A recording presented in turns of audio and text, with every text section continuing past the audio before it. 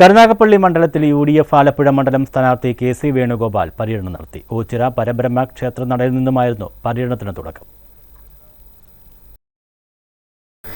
ചെണ്ടമേളത്തിന്റെയും പൂക്കാവടിയുടെയും ബാൻഡുമേളത്തിന്റെയും ഒക്കെ അകമ്പടിയോടെയായിരുന്നു പര്യടനം.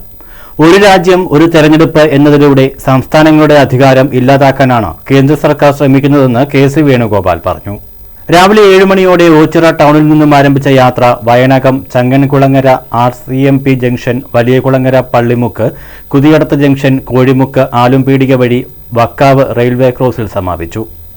CR Mahesh MLA, KPCC രാഷ്ട്രീയ നിർവാഹക സമിതി അംഗം ബിന്ദു കൃഷ്ണ, KPCC രാഷ്ട്രീയകാര്യ സമിതി അംഗം ഷാനിമോൾ ഉസ്മാൻ, UDF നിയോജക മണ്ഡലം പ്രസിഡന്റ് തൊടിയൂർ രാമചന്ദ്രൻ, കൊല്ലം DCC president Rajendra Prasad, KPCC secretary M Anshad, Ochira UDF മണ്ഡലം ചെയർമാൻ അയണിക്കൽ മജീദ്, മണ്ഡലം പ്രസിഡന്റ് അൻസാർ തുടങ്ങിയവർ പങ്കെടുത്തു.